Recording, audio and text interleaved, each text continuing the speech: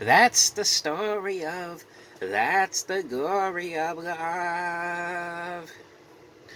Well, as you guys can tell, I just got done watching Orphan First Kill, which is the prequel to the 2009 modern day classic Orphan. Got to go see that movie in theaters when it came out. I thought it was epic. Um, so this new Orphan is a prequel of, and Isabelle Fermon, I think that's how you say her name, reprises her role as Esther. And newcomer is Julia Stiles, who is my favorite actress. I really hope to talk to one day. She's one of the most beautiful women actresses that I've ever seen, in my opinion. But I know this is a prequel, so technically you don't really. They say you really don't have to watch the first movie to see this, but I suggest you do, because in a sort of a way, like if you watch this first and then watch the first movie, it kind of like ruins the twist in to the first one. So I mean, but I know that's been out for like 13 years now. So I mean, you, you will probably get what I'm trying to say if you've seen both of these movies now. All right, but this movie right here has to do with Isabel's character, and it has to do with her. It starts out with her in a mental institution, and she escapes from the mental institution, and she look when she escapes, she changes her name to Esther, and I forgot I think her name was Lena in in the movie in real life. Changes her name to Esther. But basically, what she does is like she sees like all these like missing girls, all these like pictures of missing girls that have gone missing, and she basically steals the identity of one of the missing kids. That's how she got the name, and basically, she goes to the family that has the missing daughter, and of course makes them think um, that she was the missing kid. Of course, hopefully you guys know what I'm trying to say. But and of course the mom's played by Julia Stiles, and but when that happens, of course all hell breaks loose. This was a movie.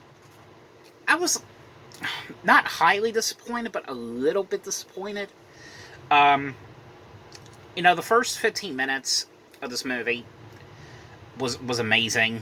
With the main character, or Isabel's character, in the mental institution, how she escapes, and I like how it explained everything about that, about how she got the name Esther and everything. I love that. That was great.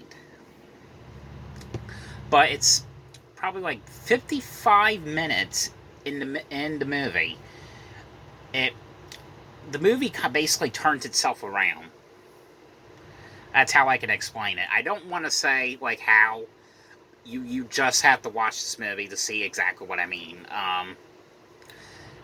It's one of those movies where if you watch something and a weird part is happening, it's kind of like one of those moments where you're like, what the hell is happening?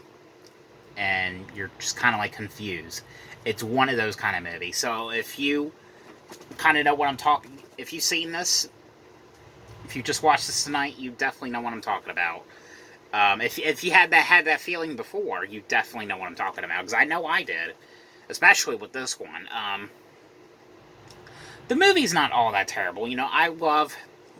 I didn't think, I didn't know if it was going to work with Isabelle Fermon reprising her role after all these years, because consider the fact that she did the first movie when she was like she was like 12, I think, when she did the first movie. And now she's like in her 20s now, which I think my age now.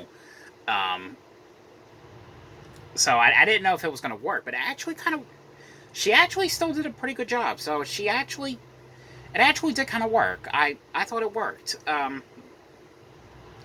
feel like the Esther character could be like a horror icon. I mean, I would kind of like to see more. You know, like see these movies like get into like a franchise one day, because I think the Esther character could be a great icon. Um, although then the little bit of a disappointment, I enjoyed seeing this girl reprise her role again in this character. It's not completely terrible. It's just like confusing and strange. On a scale of 1 to 10, I'll probably give this one an 8. I still like the first movie better, but of course, if this movie comes out the Blu-ray, or if I have to get a bootleg of it, I'll definitely get it. I mean, I like it enough to actually. I still like it enough to actually own a copy of it, but I mean, it's not like one of those ones, of course, it's not like one of the better ones, you know what I mean? But definitely know what you think about this new prequel. But I hope you guys enjoyed this video. Thanks for watching, and I'll see you guys later. Bye.